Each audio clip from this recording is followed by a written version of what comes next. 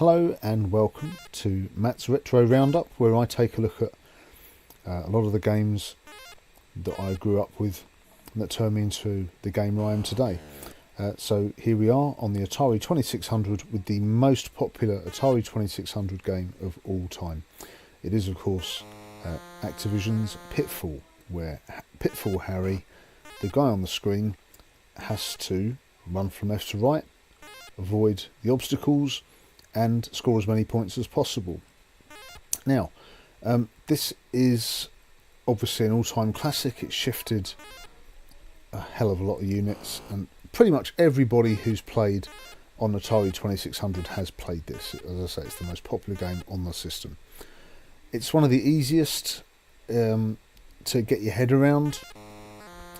Run from the left to the right, avoid the obstacles, repeat. The screens are very, very good as well. The look is very Activision. You have the two areas. You have above ground, which is in the top half of the screen, and below ground, where that scorpion is running around in the sewers. You can't really go too far in the sewers and do anything. It's a bit of a mystery why it's there, but it just gives you a nice relief from what's happening above ground. But above ground, the screens tend to be split into different types of scenes. So we have this one here. We've got jumping on crocodiles, and the trick with this one is you can't stand on top of their mouth. You have to stand on top of where their eye is, on the back of their head. Otherwise, when they open their mouth, you fall through. So here we've got an example of a ladder going down to the sewer, but the sewer underneath, there's lots of walls and dead ends, so you can't actually run along the sewer, avoiding everything, and get to the end. Lots of barrels to jump over, so a little influence from Donkey Kong there. If you're going to jump over anything, it's usually got to be a barrel. Sometimes they're static, like they were there. Here's a swinging screen, where you have to swing over that water in the middle. And here's a different type of swinging screen, where you have the appearing and disappearing tar pit at the bottom of the screen. So back to the crocodiles, making sure that when their mouths are open, we're standing on the back of their heads, otherwise we fall into the water. Quite tricky to time your jumps. Sometimes you can do all three without them opening their mouths, but that's really rare. Lots of holes to fall down here, and if you hadn't spotted, every time you make contact with a barrel or an enemy, you lose points at the top of the screen. They start to count down. Back to the crocodiles. There's a timer at the top that starts counting down from 20 minutes. The idea of the game is basically survive 20 minutes, and then at the end of 20 minutes you see what your score is. I never ever, when I was younger, made it to 20 minutes. Now I'm older, it's quite straightforward. You can do pretty much 20 minutes every time. You just don't have to panic. Just look at what's happening. I say the screens will always be of similar format. Here we're back to the crocodiles, but this time we've got a vine to swing on, so it makes it a little bit easier and slightly different. Every time he swings, he does that Tarzan sort of call. Here's another static jumping over holes in the ground and barrels. That if a barrel is half on the screen, it's going to move as soon as you get onto the next screen. So you need to keep your eyes open. This is another swinging one, but this time with barrels. Now we're going to have an open and closing tar pit, a swing, and a static cobra. So there's three elements to this. Open and close tar pit. There's a block of gold. This will give you points. Static lake. Barrel. Swing. Most of the screens are very easy to get from one side to the other. And this is an appearing and disappearing water. Appearing and disappearing tar. But again, with the benefit of having the vine to swing on. There was another game which you could probably call a variant on Pitfall, more than a clone, on the Atari 2600, which was Jungle Hunt.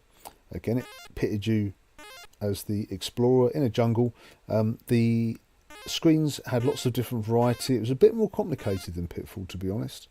Some screens you had to avoid boulders, some you had to swing through the jungle on vines, some you had to swim in the water and either avoid or kill sharks. There was a guy with a spear trying to kill you. You had to get over him. And the real big difference between that game and this game was that on that game, to make it slightly harder, and I'm not sure why it is harder, but it's probably just psychological, but it is harder, is that instead of with Pitfall where you run from left to right, you run from right to left. And because we're so used to running from left to right, it's just odd. So it adds an extra element to the gameplay that's quite tricky. So I'm not done too bad here on This Life. Making my way through, methodical. The important thing with this is not to rush. Even though you've got that timer which is counting down, the important thing is not to rush, just to keep your wits about you, see what sort of screen it is, see what it needs doing, and off you go. Not a problem. And not to worry about getting hit by barrels, because that happens quite a lot. Making sure I stand near the edge of the tar pitch in case it opens up when I'm not ready.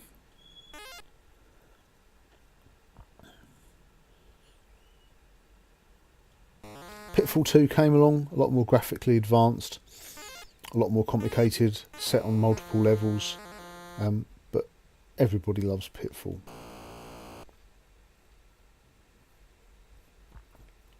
Very simple, not using the vine this time. That last barrel's going to move, so I better, oh, it didn't move.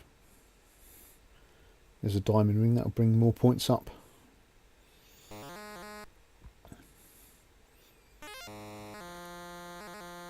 Land in the right place, over the fire. Watch out for the tar pit, bag of money. Getting a lot of rewards on this one.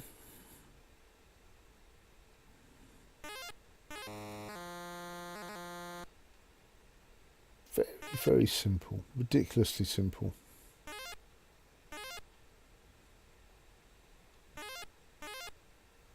Choosing not to use the vine that time.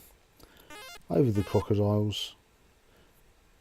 Cleared 2 in one little go, and off we go.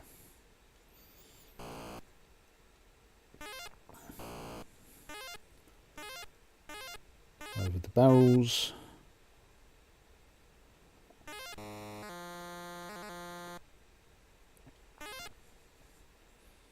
Watch out for the tar pit. More points.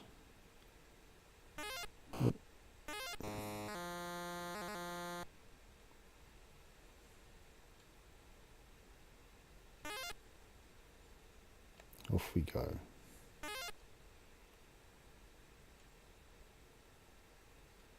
Crocodiles. Oh, right on the edge there. Oh, and down. So that'll do for this. Thanks for watching and see you next time.